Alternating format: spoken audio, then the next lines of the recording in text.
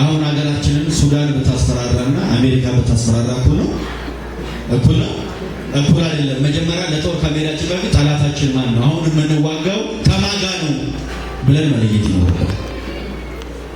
መቼም ለሱዳን ልትወረን ብትመጣ ለእሷ የምንዘጋጀው ዝግጅትና ለአሜሪካ የምንዘጋጀው ዝግጅት አንድ አይደለም። ስለዚህ ዝግጅታችንን የሚያሳድገው ምኑ ነው? የጠላታችን መጠን ነው። አይደለም እንዴ? ነው አይደለም? ስለዚህ ጠላታችን ማን ነው የሚለውን እኛ መጀመሪያ መለየት አለብን። ይህንን መጽሐፍ እዚሁ ቅድም ባነበብነው ምዕራፍ 6 ኤፌሶን ቁጥር 12 ላይ መጋደላችን ከደምና ከሥጋ ጋር አይደለም እና ከማን ጋር ነው? ከአለቆችና ከስልጣናት ጋር ከዚህም ከጨለማ ዓለም ገዢዎች ጋር በሰማያዊ ስፍራ ካለ ከክፋት መንፈሳዊያን ሰራዊት ጋር ነው እንጂ። እንዲሁ ሁለተኛ ቆሮንቶስ ምዕራፍ 10 ቁጥር 3 ላይ ጠላቶቻችን ተለይተዋል። ጠላታችን መንፈሳዊ ነው። በአይን የሚታይ ጠላት የለንም። ይህንን ማመን አለብን። መጀመሪያ በአይን የሚታዩ ሰዎች ጠላታችንን ተሸክመው የመጡ ናቸው። ጠላታችንን ወደኛ ይዘውት የመጡ ናቸው። ከነሱ ጀርባ ነው የኛ ጠላት ያለው ነው አይደለም? ከነሱ ጀርባ ነው ከኛ ጠላት ያለው። ስለዚህ ያንተ ጉዳይ ፊት ለፊት ከመጣው ሰውዬ ጋር ሳይሆን ሰውየውን ይዞት ከመጣ ማንነት ጋር ጥሩ ይሆናል። መገሰጽ ያለብህ ሰውየውን አይደለም፣ በሰውየው ላይ ሆኖ የመጣው ነው። ሰይጣን ወደ ገነት የገባው በእባብ ነው። እባብ በራሱ ሰይጣን አይደለም። ስለዚህ ሰይጣን ወደ ገነት ገብቶ አዳምና ሔዋንን ያሳተው በእባብ ነው። ስለዚህ ዛሬ ትናንትና ሰይጣን እባብን ተሳፍሮ ወደ ገነት እንደገባ ዛሬ የሚሳፈሩ ሰዎች አሳፍሮት ወደ እኛ የሚመጡ ሰዎች አሉ። እሱ ምንድነው? ስለዚህ ጠላታችን ሰዎች አይደሉም። በመሰረቱ ከሰይጣን ጋር በታሪክ አጋጣሚ የተጣላን ሰዎች አይደለም። ኢየሱስን መጥቶ አላሳረከንም። በኢየሱስን ሞት አልታረቅንም። ስለዚህ ከጠላት ጋር ለመታረቅ አይደለም፣ ጠላታችንን ለመዋጋት። ክብር ለጌታ ይሁን። ስለዚህ ጦርነታችን ጥላችን የጀመረው ዛሬ ሳይሆን መቼ ነው ማለት ነው? ትላንትና በኤደን ገነት ነው ጥሩ የጀመረው። ሰይጣን ወደኛ ውጊያ ሲያመጣ በሶስት መንገዶች ያመጣል። አንደኛ በቀጥታ ይዋጋል፣ በቀጥታ ይዋጋል። ሁለተኛ ዓለምንና ስጋችንን ተጠቅሞ ይዋጋል፣ ፍላጎታችንን ተጠቅሞ ይዋጋል። ወደ ኢየሱስ መጥቶ የእግዚአብሔር ልጅ ከሆንክ የምትችል ከሆነ ነው አንዳንድ ይፈታተናል። በመሰረቱ የዳንን ሰው ሰይጣን አስገድዶ ኃጢአት አያሰራም። አሳስቶ የዳነ ሰው ከሕግ ነፃ ስለሆነ ከሰይጣን እስራት ነፃ ስለሆነ እያሳሳተ ነው የሚያሰራው። ምን ጽድቅ በሚመስል ቅድስና በሚመስል በረከት በሚመስል ፊት ለፊት ከመጣ እኛም ውስጣችን ያለ መንፈስ ስላለ እንደማንቀበለው ስለሚያውቅ እያመሳሰለ ይመጣል እና በቶት እግዚአብሔር ማን ነው? እግዚአብሔር ልጅ ነው ድንጋዩን ዳቦ አድርግ ማለት። ስለዚህ በዚህ ይመጣል። ኢየሱስ ክርስቶስ ርቦታል፣ በዛ ሰዓት ምግብ ያስፈልገዋል፣ ደግሞ ይችላል ድንጋዩን ዳቦ ማድረግ። ስለዚህ የእግዚአብሔር ፈቃድ ካልሆነ የምንችለው ሁሉ አናደርግም ማለት ነው ወዳጆች። የምንችለው ሁሉ አናደርግም። እግዚአብሔር ፈቃድ ነው አይደለም ብለን እንጠይቃለን። ለማንኛውም ስጋችንን ተጠቅሞ ይዋጋናል። ሶስተኛው ልዩ ልዩ የህይወት ፈተና በማምጣት ጠላት ይዋጋናል። ስለዚህ ከአንድ አቅጣጫ ብቻ አይደለም ማለት ለሊት የሚያቃየንን ብቻ አይደለም የሰይጣን ውጊያ፣ እሱ ብቻ አይደለም። ልዩ ዘርፈ ብዙ ነው ውጊያው። ሰይጣንን በተመለከተ ብዙ አይነት አመለካከት ያላቸው ሰዎች አሉ። የመጀመሪያዎቹ ሰይጣን የለም የሚሉ ናቸው። ሰይጣን የለም ጨርሶ ሰይጣን የሚባል ነገር የለም ይላል። እንግዲህ እንደዚህ አይነት ሰዎች ያው ክርስትና ውስጥ ስለሌሉ ምሳሌ ማድረግ አይቻልም። ግን ሰይጣን የለም የሚሉ ሰዎች አሉ። ነገር ግን ይሄ ደግሞ ለሰይጣን እሰየው። ሰይጣን የለም ሲባል ይፈልጋል፣ ህልውናው ሲረሳ ይፈልጋል። ለምን? ጠላት ስለሆነ የለም ስትለው ነው አዘናግቶ መጥቶ የሚያጠቃ። ለምሳሌ ሰው እኛን ሊያጠቃን ቢፈልግ ጠላት የሆነብህ ሰው ሊያጠቃን ቢፈልግ እገልሃለሁ እሺ ጠብቀኝ እያለ የሚመጣ ሰው መርዝ በጥብጬ እልሃለሁ አንድ ቀን አንገትን እቆርጠዋለሁ አይደለም። የፍቅር ሰው ሆኖ ወዳጅ ሆኖ ከኛ ጋር እየኖረ ከኛ ጋር እየወጣ ወዳጃችን ነው ብለን ካቀረብነው በኋላ ያጠቃናል። ስለዚህ ሰይጣን መጀመሪያ መኖሩን እንድንረሳ ይፈልጋል። የለም ስለ እያጠቃን ነው። እግዚአብሔር የለም ማለት ኃጢአት ነው፣ ወደ ሲኦል ያወርዳል። ሰይጣን የለም ቢባል ግን ይፈልጋል። እግዚአብሔር የለም ቢባል አይፈልግም። ሁለተኞቹ ደግሞ ሁሉም ነገር ከሰይጣን ነው ብለው የሚያምኑ ናቸው። እኛ መካከልም ማለት ነው ሁሉ ነገር ከሰይጣን ነው። ሁሉም ከሰይጣን ነው። ድስት ጥደው የሚረድ ከሰይጣን ነው። ውሃ የሚደፋ ከሰይጣን ነው። ኃላፊነት መውሰድ የማይፈልጉ ሰዎች ምንም መንፈሳዊ ኃላፊነት መውሰድ የማይፈልጉ ምንም ነገር ይቀበል ሲያደርጉ ከሰይጣን ነው። በእርግጥ ሰይጣን አዘግይ ተብሏል። ልክ ነው። በቃ እየተዋገ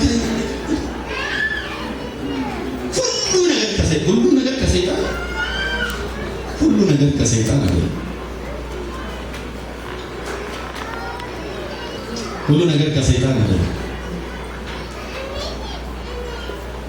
እንደዚህ አይነት ሰዎች ኮሽ ባለ ቁጥር ቶሎ ወላይ ኖራቸው የሚመጣው በመሰረቱ የሁለቱ ውጊያ ምን ይላል ያገሬ ሰው ጦር ከፈታ ወሬ የፈታው ይባላል አይደል? የውጊያ ትልቁ ኮንሰፕት ፕሮፓጋንዳ ነው። እየደመሰስ ነው አንድ ብርጌድ ፈይተናል ምናምን ሲል ከዛ ከተማ ውስጥ ያለ ጨርቅ ረጅመጡብን ነው ልጠቁ ምናምን ይላል። ወሬ በራሱ ለጦርነት ትልቅ አስተዋጽኦ አለው። ሰይጣን ይሄ ለሱ ደግሞ በጣም ደስታ ነው። ይችላል፣ ያሸንፋል ምናምን ሲባል ያስፈራራሃል። አንተን በማስፈራራት ነው። አንዱ ይሄ ሰይጣን ውጊያ ነው። በነገራችን ትልቅ እንደሆነ ማሰብ፣ ግዙፍ እንደሆነ ማሰብ፣ ሁሉን ማድረግ እንደሚችል ማሰብ በራሱ የሰይጣን ውጊያ ነው። ውጊያ ነው ይሄ። ኢየሱስ ጌታ ነው። እንደዚህ አይነት ሰዎች አሁን እንደዚህ ማሰብ ችግሩ ምንድነው? ሁለት ችግር ያመጣል። የመጀመሪያው ሰይጣን ሁሉን ቻይ እንደሆነ እንድናስብ ያደርጋል። ሁሉን ማድረግ እንደሚችል እንድናስብ ያደርጋል። ሁለተኛ ደግሞ እኛ ምንም መንፈሳዊ ኃላፊነት አንወስድም። ስለዚህ ለእያንዳንዱ ውሏችን ኃላፊነት መውሰድ አለብን። ስታረፍ፣ ስታጠፋ፣ ድስቱ ተጥዶ ሲያር እንጀራው የሆነ ነገር ኃላፊነት መውሰድ የኛ ነው። ስለዚህ መንፈሳዊ ኃላፊነት መውሰድ የማይፈልጉ ሰዎች ነው ሁሉ በሰይጣን ያሰቡት። ማታ በቃል መጸለያቸው ምን እየተዋጋኝ ነው። ተወገዳ ጠዋት ተኝቶ ይመጣል። እኔ በቃ እንዴት ማንበባት ምን እየተዋጋኝ ነው። ሁሉ ነገር እየተዋጋኝ ነው የሚለው ራሱ ይወጋል። ስለዚህ ምንም መንፈሳዊ ኃላፊነት መውሰድ የማይፈልጉ ሰዎች ናቸው። መንፈሳዊ ኃላፊነት መውሰዱ በትዳራችሁ፣ በልጆቻችሁ። አንድ ሰው ልጆቹ አጥቃሚ ቢሆን ምን ነው ሰይጣን እየተዋጋኝ ነው ይላል። የራስ ችግር ነው። ልጆችን በአግባቡ አላሳደግም፣ የእግዚአብሔር ቃል አላስተማርክም፣ አላስጠናም። እኛ ኃላፊነት ባልወሰድንበት ሰይጣንን መክሰስ አይቻልም። ሰይጣን አያጠፋም፣ አይተናኮልም፣ አያበላሽም እያልኩ አይደለም። ሁሉም ነገር ከሰይጣን አይደለም እያልኩ አሜን ነው ማለት። ለምሳሌ አንዳንዶች በሽታ ሁሉ ከሰይጣን ነው። በሽታ ሁሉ ከሰይጣን። ሰው የተመረዘ ምግብ በልቶ ሊታመም ይችላል እና ከሰይጣን ምግብህን አሳት ለመብላት ትንሽ ነው። የቀዘቀዘ ከፍሪጅ አውጥቶ ሰው ምግብ በልቶ ቢታመም አምቤባ ቢይዘው ከሰይጣን ነው። ስራው ይፈስ እየተዋጋኝ ነው ማለት ይበቃል። ፍሪጅ የገባ ምግብ የቀዘቀዛው ተበልተህ ያመመ ከዚህ በኋላ ሞቅ እያደረክ በላ እንዳይታመም። ሁሉ ከሰይጣን አይደለም። የኛ የጥንቃቄ ጉድለት ወደ ህይወታችን የሚያመጣቸው ክፍተቶች አሉ። ይሄንን አመን መቀበል ይኖርብናል። ስለዚህ ለምሳሌ ሰዎች አሁን ሁለት ጽንፍ አለ። ግማሹ ቡድን ህመም ሁሉ ከሰይጣን ነው ይላል። ግማሹ ቡድን ይመጣና የዳነ ሰው አይታመምም ይላል። ሁለቱም የታመመ ሐሳብ ነው። አማኝም ይታመማል፣ አይታመምም፣ ይታመማል። መታመም አንድ ሰው አሞታል ማለት ያለ መዳን ምልክት ነው፣ ያለ ማመን ምልክት ነው። የወደቀ ስጋ ነው ያዝነው በትንሣኤ ሲቀየር ድረስ ማንኛውም ሰው የሚያስተናግደው ነገር እናስተናግዳለን። ኢየሱስ ጌታ ነው። አንዳንዱ ነገር ግልፍ ያደርገኛል። ራሴን እየተቆጣጠርኩ ነው። ያው ትላልቅ ሰዎች ከፊቴ ስላሉ ተነግጋለሁ። ኢየሱስ ጌታ ነው። ስለዚህ የመጀመሪያው ምን አለ?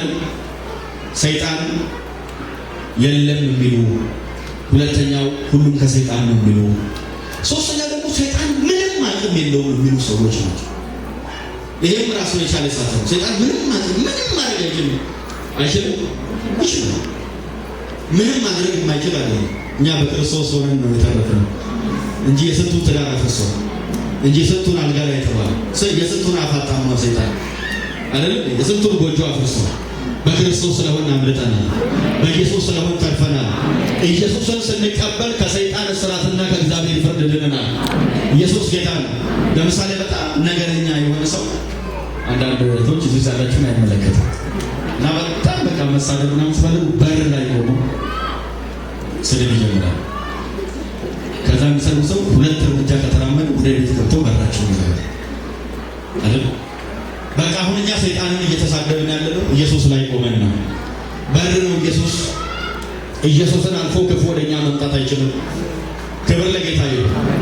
ስለዚህ በክርስቶስ ስለሆነ ነው ሰይጣን ላይ የምንቀልደው እንጂ ሰይጣን ማይረባ ምንም አቅም የሌለው ጉልበት የሌለው አይደለም። ሰይጣን የወደቀ እንጂ የሞተ አይደለም አይደል? የወደቀ እንጂ የጠፋ አይደለም። ሰይጣን አለ።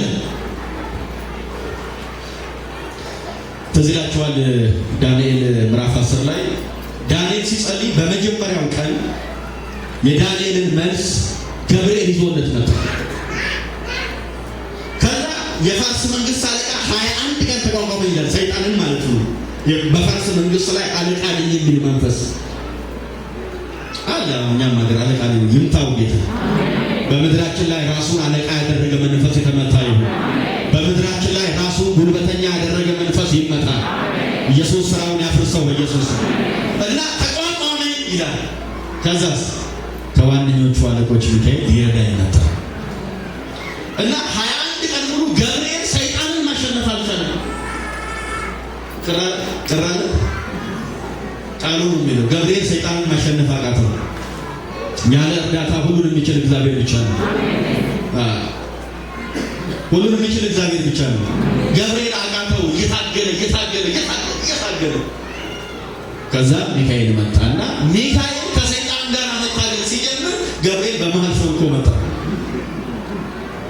ተባብረው ለሁለት ሰይጣን የጣሉት። ብቻውን ታምር የሚያደርግ እግዚአብሔር ነው። ብቻውን ሁሉን መስራት የሚችል እግዚአብሔር ነው። ስለዚህ ሚካኤል ገብርኤል ምን አለ? ከዋነኞቹ አለቆች ሚካኤል ሊረዳኝ መጣ ይላል። የሀገሬ ሰው ዳንኤል ያለ መስሎት ከዋነኞቹ አለቆች ሚካኤል ሊረዳኝ መጣ። ገብርኤል ነው ያለው። ገብርኤል ነው ያለው። ስለዚህ ለማንኛውም ሰይጣን ጉልበተኛ ነው። መላእክትን እንኳን መገዳደር ችሏል። እኛ በማን አሸነፍነው? ከስም ሁሉ በላይ በሆነ ስም፣ ፍጥረት ሁሉ የሚንቀጠቀጥለት ስም፣ በሰማይ በምድር ከምድር ያለበት ፍጥረት ሁሉ ለስሙ የሚንበረከት ስም አንድ ስም አለው። ይሄ ጉባኤ ይጠራዋል። ስሙ የተባረከ ይሁን። በዚህ ስም ብቻ የሰይጣን ምሽግ ይፈርሳል። በዚህ ስም ብቻ የጠላት ወጥመድ ይበጠሳል። ኢየሱስ ለዘላለም ጌታ ነው። ሃሌሉያ! በስሙ አሸንፈናል። አሁን ይኸውላችሁ ሰይጣንን ለማሸነፍ አይደለም እኛ የምንኖረው። ኦልሬዲ ሰይጣን ተሸንፏል። የዲያብሎስን ስራ እንዲያፈርስ እግዚአብሔር ተገለጠና ስራውን አፈረሰ። ስራው ፈርሷል። ኤደን ገነት የተጠነሰሰው ስራ በክርስቶስ መስቀል ፈርሷል። አሁን እኛ ድላችን ላይ ቆመን ነው የምንዋጋው። ድላችን ምን ለማለት? ድላችንን የወረስነውን ላለማስነካት ነው የምንታገለው እንጂ ለማሸነፍ አይደለም ወዳጆቼ። በክርስቶስ መስቀል ተሸነፈ ሰይጣን። ኢየሱስ ለዘላለም ጌታ ነው። ስለዚህ ምንም የማይችል አይደለም። ይሄ የተሳሳተ አመለካከት ነው። ሌላኛው ደግሞ ሰይጣን ሁሉን ይችላል ብለው የሚያምኑ ናቸው። ሰይጣን ሁሉን ይችላል። ሰይጣን ሁሉን ይችላል ብለው ያምናሉ። ሌላው ማየት ያለብን ደግሞ ሰይጣን እንኳን ዛሬ ሰይጣን ሆኖ ትናንት መልአክ ሆኖ የማይችለው አለ። ገብርኤል ሁሉን ይችላል። ሚካኤል ሁሉን ይችላል። በጥቅሉ መላእክት ሁሉን ይችላል። ስለዚህ ዛሬ ሰይጣን ብዙ ለዚህ ነው ሕዝቅኤል ምን አለ? ከእሳት ማለት ከድንጋዩ እሳትን ወሰድኩበት ነው ማለት ኃይልን ወሰድኩት እያለ ሕዝቅኤል 28 ነው። ኃይሉ ተወስዷል ሰይጣን። ስለዚህ ትናንት መልአክ ሆኖ መስራት ያልቻለውን ዛሬ ሰይጣን ሆኖ መስራት አይችልም። ስለዚህ ሰይጣን ሁሉን ቻይ አይደለም። እዛም በአንዴ ማተራመስ የሚችል አድርገን ማሰብ የለብንም። በአንድም በሌላ አውቀንም ይሁን አላውቅም ሰይጣን ሁሉ ቦታ በአንዴ እንደሚገኝ ሁሉም በአንዴ እንደሚሰራ አስበን እኔ ስለ ሰይጣን ባላሰብን እጅግ ደስ ይለኝ ነበር። ግን የብዙዎቻችን ችግር ስለሆነ ብዙ ትምህርቶች ነበር ያሰብኩት። ግን ይሄ በጣም በተደጋጋሚ ወደ ውስጥ ስለመጣ ነው ይዤ ቀረብኩ። ምናወራው አለ። እኛ ስለ ክርስቶስ እንሰብካለን። የተሰቀለው ክርስቶስን ነው የምንሰብከው። ግን አንዳንዴ ደግሞ ለቤተ ክርስቲያን እጅግ ወሳኝ የሆኑ ነገሮች ስላሉ ስለ ሰይጣን ባላወራ ደስ ይለኛል። ለምን? የእኛ ርዕስ አይደለም። ርዕሳችን ኢየሱስ ነው። ስለሚገለው ሰይጣን አናወራም። ስለሚያድነው ኢየሱስ እናወራለን። ስለሚያጠፉ ችግሮች አናወራም። ሁሉም ስለሚችል ጌታ እናወራለን። ኢየሱስ ጌታ ነው። የሆነው ሆኖ ግን ሰይጣን ሁሉም ቦታ ባንዴ እኔ ልጠይቃቸው ነው። ለምሳሌ ሰይጣን አሁን እኛ ያለነው ኮዬ ፈቼ ነው። በዚህ ሰዓት ኮዬ መገናኛ ቦሌ በዚህ ሰዓት አለ አንድ ቦታ እሺ አለ የምትሉ እሺ የለም የምትሉ እሺ አለምም የለምም የምትሉ አንዱ መረጦ የኛ የብዙዎቻችን ችግር ይሄ ነው። ተባርከዋልን ስንባል አሜን እንላለን። የአያትን መርገም የሚያሰቃይ ስንባልም አሜን እንላለን። ምን መርጣው ትምህርት እንኳን የለም። ደህናሃልን ስንባል አሜን እንላለን። አዳምጥልን ስንባል አሜን እንላለን። ምረጥ እንጂ አንዱን መቃወም አንዱን መምረጥ ግዴታ ነው። ለሁሉ አይጨበጨቡ፣ ሁሉ አሜን አይባልም። እያየን ነው ወዳጅ። ለማንኛውም ሰይጣን ሁሉም ቦታ አለ የሚለው ግን ሰይጣን ሁሉም ቦታ ይገኛል። በአንዴ ሁሉም ቦታ ይገኛል። ነገር ግን መንፈስ ስለሆነ አሁን እዚያ አጥፍቶ በደቂቃዎች ውስጥ ባህር ዳር ሄዶ ማጥፋት በደቂቃዎች ውስጥ ድሬዳ ሄዶ ማጥፋት ይችላል። ለምን? መንፈስ ስለሆነ። በአንዴ ግን ሁሉም ቦታ አይገኝም። በአንዴ ሁሉም ቦታ ያለ እግዚአብሔር ነው። ሰማይ ዙፋኑ፣ ምድር የእግሩ መረገጫ ነው። ይሄንን ማመን ያሳርፋል። በአንዴ አሜሪካ፣ አውስትራሊያ፣ አፍሪካ በአንዴ ሰይጣን በአንዴ አይገኝም። በአንዴ ሁሉም ቦታ የለም። ውሱን ነው። ፍጥረት አይደል? ፍጡር አይደል? ውሱን ነው። የሚለካቸው ግን ርኩሳን መናፍስት ተላላኪዎች አሉት። ስለዚህ ይሄም ትልቁ አደገኛው አመለካከት ነው። ሰይጣን ሁሉን ማድረግ ይችላል ብሎ ማለት ወደ ኢዮብ መጣኩ። ኢዮብን እንኳን ኢዮብን የኢዮብን ንብረት ለማጥፋት ፈቃድ ጠይቆ ነው አይደል? ፈቃድ ጠይቆ ነው። በአንተ ሕይወት ላይ ባለሙሉ ስልጣን እግዚአብሔር ነው። ክብር ለኢየሱስ ይሁን። ትዝ ይላችኋል ጌታችን ኢየሱስ ክርስቶስ ማርቆስ 5:1 ጀምሮ ከዛ ሌጊዮን ከሚባል ሰው ላይ አጋንንት አወጣለት። ወጡ አጋንንቶቹ አይደል? ፍቃድልንና እነዛ ሪያዎቹ ስንል አሳማው ውስጥ እንኳን መግባት አይችልም። እንኳን ሰው ውስጥ አንተ ደግሞ የዳንክ ሰው ነው። መንፈስ ቅዱስ ነው ባንተ ውስጥ ያለው እና ሪያ ውስጥ እንኳን ለመግባት አሳማዎቹ እንኳን ለመግባት አስፈቅዶ ነው ሰይጣን። ለምን? በእኛ ላይ ሕይወት ስልጣን ያለው እግዚአብሔር ነው። ለስሙ ክብር ይሁን እንጂ ሰይጣን በእኛ ላይ ፈለገውን ማድረግና ማቀድ አይችልም። ሰይጣን በብዙ ስም ተጠርቷል መጽሐፍ ላይ። አንደኛው ዳቢሎስ ይለዋል ማቴዎስ 4:1 ላይ፣ እንዲሁም ዮሐንስ ማቴዎስ 4:1፣ ሁለተኛ በኤልዜቡል ተብሏል ማቴዎስ ወንጌል ምዕራፍ 12 ቁጥር 24 በኤልዜቡል ተብሏል። ሶስተኛ ቤልሆር ተብሏል ሁለተኛ ቆሮንቶስ ምዕራፍ 6 ቁጥር 15 ላይ። አራተኛ አብዶንና አጶሊዮን ተብሏል። ጥቅሱን ከያዛችሁት ይበቃል። ራእይ ምዕራፍ 9 ቁጥር 11 ላይ። አምስተኛ የወንድሞች ከሳሽ ተብሏል። የወንድሞች ከሳሽ ተብሏል። ያው በታማኝነት የምጽፉ ሰዎች ስላላችሁ ነው ያልፈው ነገር። የወንድሞች ከሳሽ ተብሏል። ራእይ ምዕራፍ 12 ቁጥር 10 ላይ። ራእይ ምዕራፍ 12 ቁጥር 10 ላይ። ስድስተኛ ባላጋራ ተብሏል። አንደኛ ጴጥሮስ ምዕራፍ 5 ቁጥር 8። አንደኛ ጴጥሮስ ምዕራፍ 5 ቁጥር 8። ሰባተኛ የዓለም ሁሉ አሳች ተብሏል። አሳች ተብሏል። ራእይ ምዕራፍ 12 ቁጥር 9 ራእይ ምዕራፍ 12 ቁጥር 9 ስምንተኛ ታላቁ ዘንዶ ተብሏል። የኤደን ገነት ላይ እባብ ነበረን። ራእይ ዮሐንስ ላይ ዘንዶ ሆነ። የብዙ ሰው ደም ጠጥቶ ወፍሯል። ራእይ 12:9 ላይ እሺ። ዘጠነኛ የቀደመው እባብ ተብሏል። የቀደመው እባብ ራእይ 12:9 የቀደመው እባብ ራእይ 12:9 አስረኛ ክፉ ተብሏል። ክፉ ማቴዎስ 13:19 ማቴዎስ 13:19 ክፉ ተብሏል። 11ኛ ነፍሰ ገዳይ ተብሏል። ዮሐንስ ወንጌል ምዕራፍ 8 ቁጥር 44 ነፍሰ ገዳይ። 12ኛ የዚህ ዓለም ገዢ ተብሏል። የዚህ ዓለም ገዢ ራእይ ማነው? ዮሐንስ ወንጌል ምዕራፍ 12 ቁጥር 3 የዚህ ዓለም ገዢ። 13ኛ የዚህ ዓለም አምላክ ተብሏል። የዚህ ዓለም አምላክ ሁለተኛ ቆሮንቶስ ምዕራፍ 4 ቁጥር 4 የዚህ ዓለም አምላክ ተብሏል። ሁለተኛ ቆሮንቶስ ምዕራፍ 4 ቁጥር 4 14ኛ በአየር ላይ ስልጣን ያለው ተብሏል። በአየር ላይ ስልጣን ያለው ተብሏል። ኤፌሶን ምዕራፍ 2 ቁጥር 2 15ኛ ፈታኙ ተብሏል። ፈታኙ ተብሏል።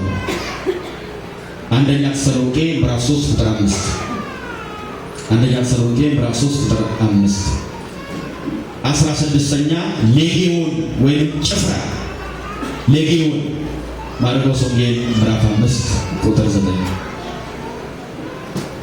የተረፈውን እናንተ ፈልጉ። ክብር ለኢየሱስ ይሁን።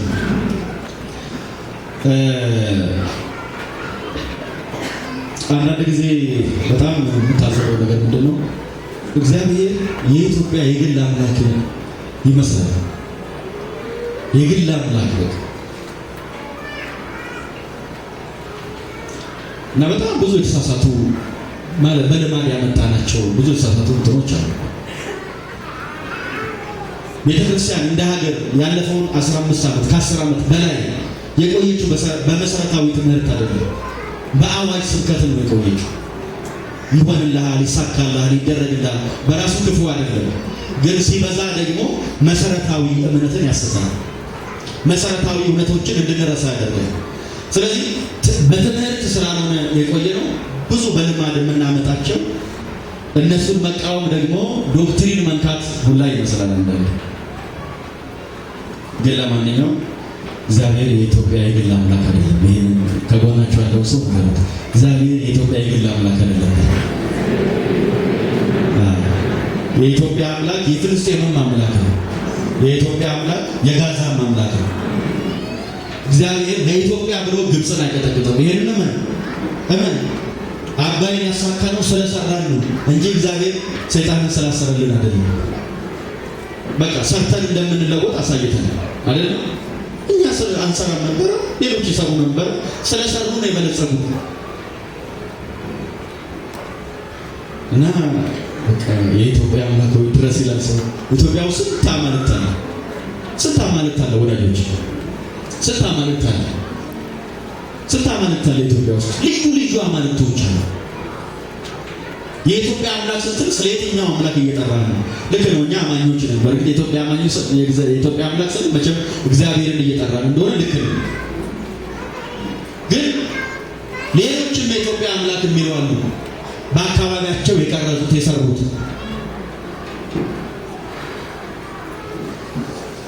ሰላም ያስፈልጋል፣ ለምድራችን ሰላም ያስፈልጋል።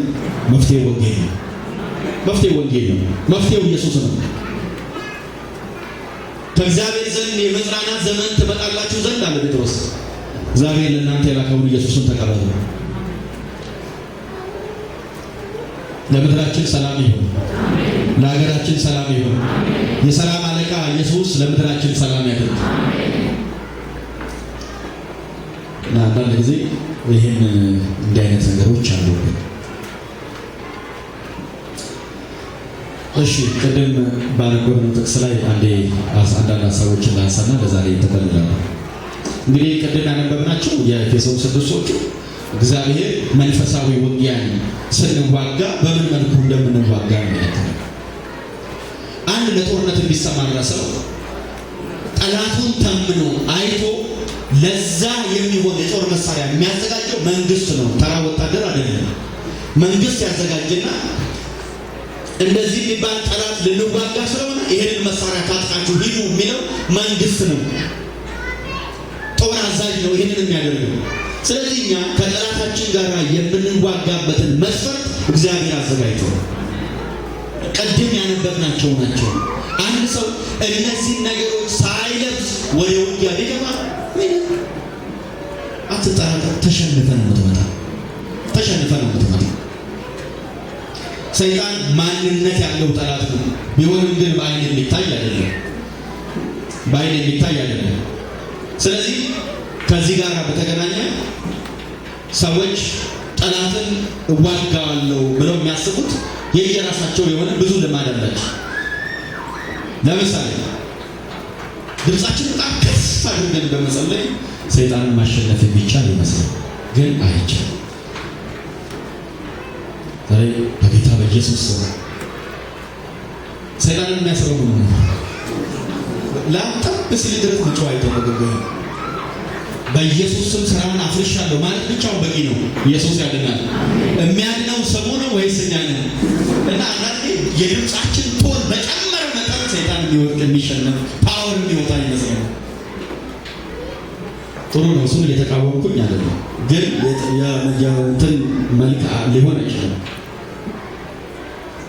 ክብር ለኢየሱስ። እና አንዳንድ ሰው የጨበጣ ውጊያ የሚያደርግ ነው የሚመስለው። ጦርነቱ መንፈሳዊ መሆኑን እንኳን አይረዳም። እግዚአብሔር ይርዳል። ሌሎቻችንም ሰይጣንን አስሬሃለሁ እንላለን። በመሰረቱ አማኝ ሰይጣንን ማሰር ይችላል? ሰይጣንን እንድናስብ ስልጣን አልተሰጠንም። ሰይጣንን እንድንቃወም ነው። ሰይጣን የሚታሰረው ኢየሱስ ሲመጣ በሺህ ዓመት መንግስት ነው። ግልጽ ነው። በሺህ ዓመት መንግስት ነው። ስለዚህ በሺህ ዓመት መንግስት ኢየሱስ ሲመጣ ራዕይ 21 ቁጥር 11 ላይ ወስዶ ያስረዋል። ሰይጣንን የሚያስረው ኢየሱስ ነው። እኛ እንድንቃወም ከቤታችን ላይ ከምድራችን ላይ ክፉ ስራውን እየተቃወምን እንድንኖር እንጂ ሰይጣን እንድናስረው ወደ ጥልቅም እንድንወረውር የኛ ስልጣን አይደለም። ለምን? ወደ ጥልቅ መወርወር የኛ መብትና ስልጣን አይደለም። ወደ ጥልቅ ይወረወራል ኢየሱስ ተመልሶ ሲመጣ። ክብር ለኢየሱስ ይሁን። አሜን ነው አይደል? ስለዚህ እግዚአብሔር ለአማኞች እየነገረ ያለው ምንድነው? ሰይጣን በእናንተ ህይወት ውስጥ እድል እንዳያገኝ ተጠንቀቁ ነው እያለ ነው። ተጠንቀቁ፣ እድል እንዳያገኝ በግላችን ማለት ነው። በጣም ሀገር ወዳድ ነን። በእርግጠኛ ሀገር ወዳድ መሆናችንን የምታውቁት ህንድ ውቅያኖስ እየጠራን እንቃወማለን። ህንድ ውቅያኖስ ላይ ሆነ ወደ ኢትዮጵያ የምትወረዱ ይታይ። ከህንድ ተነስቶ ሰይጣን ኢትዮጵያን ለማተራመስ ይመጣል። የሰፈር ደብተራ ምን ይሰራል? እኛን ለማተራመስ ነው። ሰይጣን ከህንድ ከቀይ ባህር መምጣት ከሱዳን አቋርጦ መምጣት አይጠበቅበትም። ሰፈራችን አለ አይደለ? ብዙ ደጋሚ፣ ብዙ ጠንቋይ፣ መተተኛ ሰፈራችን አለ አይደለ? እነዚህ ነው። ስለዚህ እኛ ሩቅ ስለሆነ የምናተኩረው አጠገባችን ያሉ ጠላቶች የሚያጠቁ እነዚህ ነው። አጠገብ ያለውን ጠላት፣ ሰፈር ውስጥ የሚሰራውን ጠላት ተቃወሙ።